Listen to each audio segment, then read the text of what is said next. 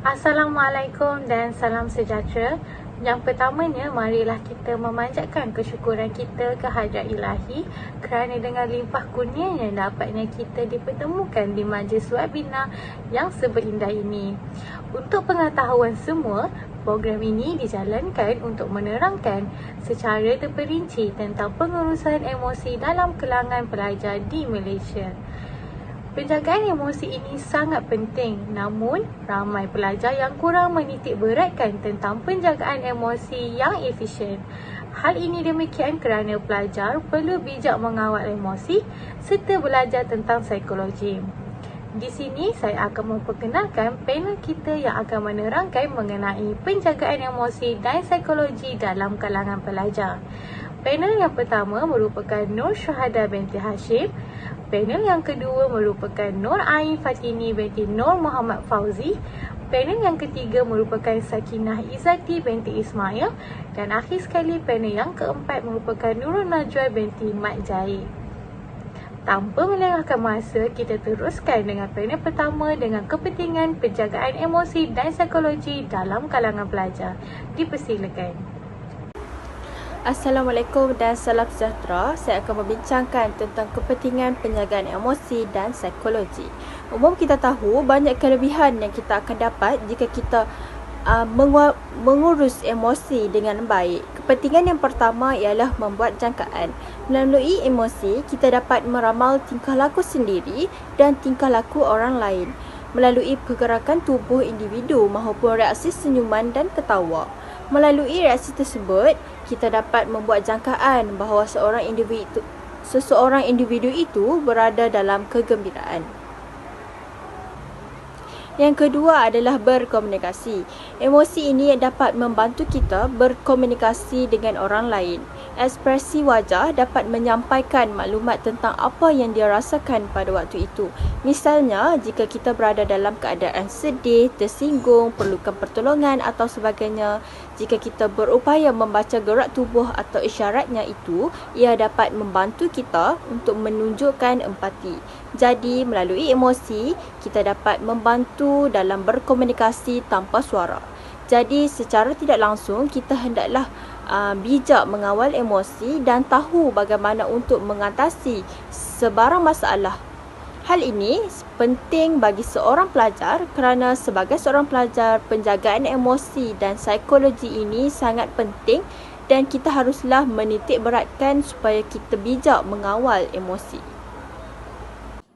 Cara mengatasi emosi dan psikologi yang tidak stabil.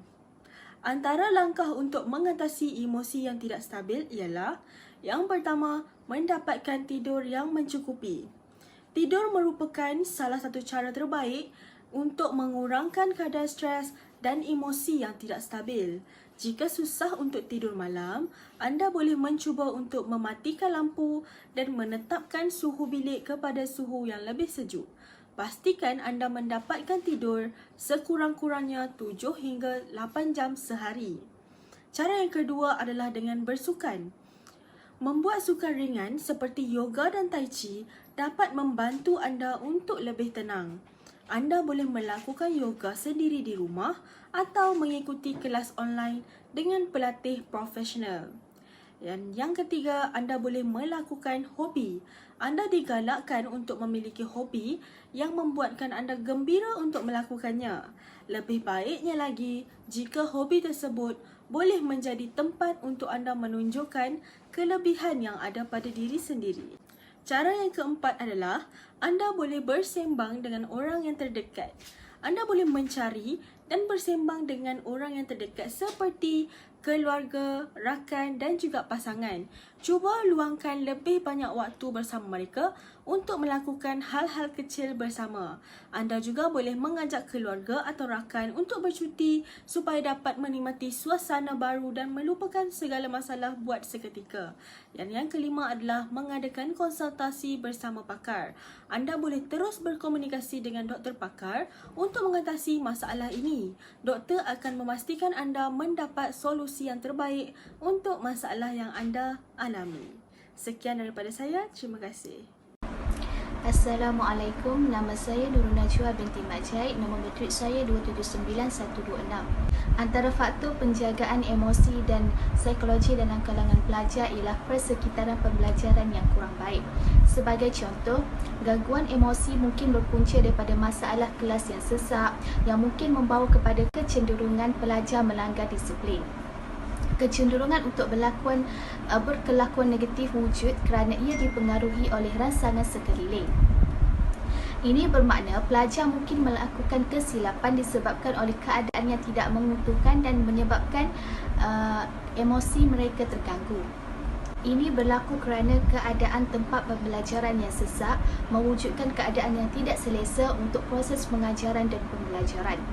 Malah ini menjadi lebih ketara sekiranya terdapat pelajar yang nakal yang kerap mengganggu proses pengajaran dan pembelajaran. Ini secara tidak langsung akan mengganggu tumpuan pelajar yang lain ingin belajar dan menyebabkan mereka mengalami tekanan emosi dan psikologi. Faktor yang seterusnya ialah latar belakang kehidupan keluarga yang bermasalah juga memberi kesan yang mendalam terhadap emosi dan psikologi seseorang pelajar.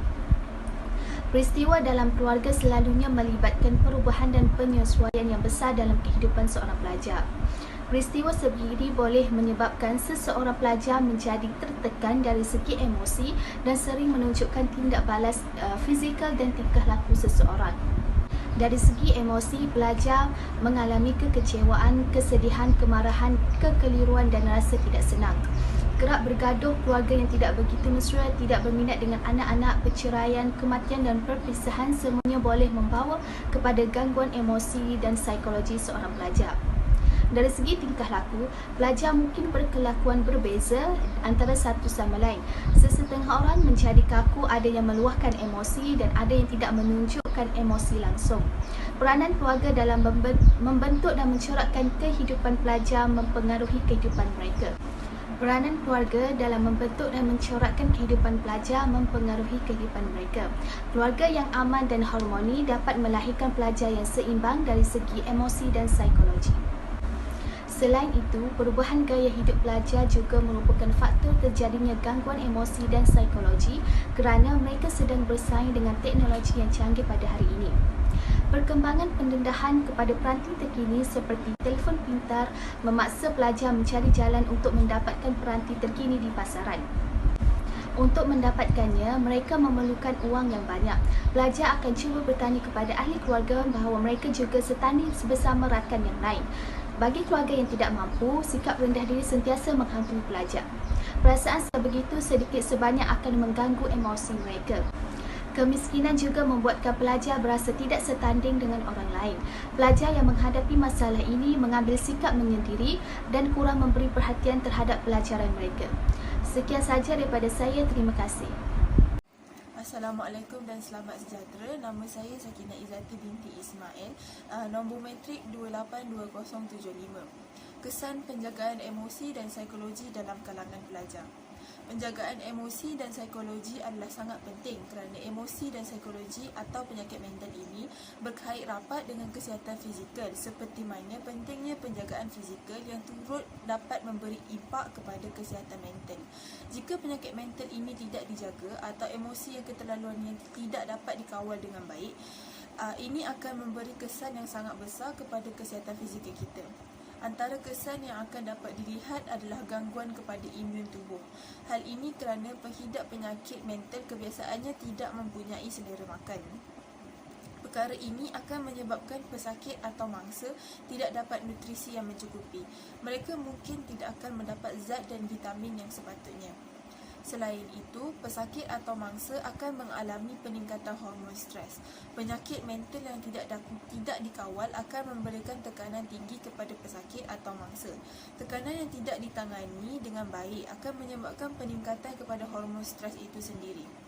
Apabila tekanan yang dihadapi tidak dapat ditangani dengan betul, ini akan menyebabkan peningkatan risiko serangan jantung atau strok. Mental yang tidak baik menyebabkan peredaran darah tidak berjalan dengan lancar. Tekanan darah akan menjadi tinggi dan seterusnya menyebabkan serangan jantung atau strok. Penyakit mental ini bukan sahaja memberi kesan kepada jantung. Penyakit mental juga memberi kesan kepada tekanan darah tinggi serta paras gula dalam darah yang tidak terkawal. Apabila situasi ini berlaku, ia akan menyebabkan kencing manis atau diabetes. Dalam pada itu, ia akan membawa kepada gaya hidup yang tidak sihat. Penyakit mental akan menghalang pesakit atau mangsa untuk menjalankan aktiviti harian dengan baik. Pemakanan pesakit pastinya terjejas dan ia akan menyebabkan penurunan berat badan secara mendadak. Selain dari itu, penyakit mental juga boleh mengakibatkan seseorang itu kemurungan. Hal ini kerana penjagaan emosi yang tidak terkawal boleh menyebabkan pesakit mental atau mangsa tidak dapat mengawal emosi mereka dengan stabil dan seterusnya mengakibatkan mereka merasa emosi yang keterlaluan. Kemurungan ini boleh berlanjutan sehingga boleh mengakibatkan mangsa atau pesakit mental melakukan perkara-perkara yang tidak diingini seperti percubaan membunuh diri atau penyakit mental yang lebih serius. Kesimpulannya, untuk mencapai kesejahteraan dalam kehidupan dan juga untuk mengelakkan berlakunya perkara-perkara yang tidak diingini, kesihatan sangat memainkan peranan yang sangat besar. Kesihatan mental perlu dititik beratkan kerana ia saling berhubung kait dengan kesihatan fizikal. Kesihatan mental yang baik mampu melahirkan seseorang individu yang produktif dan berdaya saing yang sekaligus memberi impak positif kepada masyarakat serta negara. Terima kasih kepada semua ahli panel yang telah memberikan hujah dalam webinar ini mengenai penjagaan emosi dan psikologi dalam kalangan pelajar. Diharapkan program ini dapat memberi banyak manfaat kepada semua pelajar supaya dapat melatih diri dalam mengawal emosi dan psikologi dalam segala jua keadaan pada masa akan datang. Segala kekurangan yang berlaku sepanjang majlis ini berlangsung, kami memohon beribu kemaafan. Sekian sahaja daripada kami. Wabillahi taufiq wa hidayah. Wassalamualaikum warahmatullahi wabarakatuh.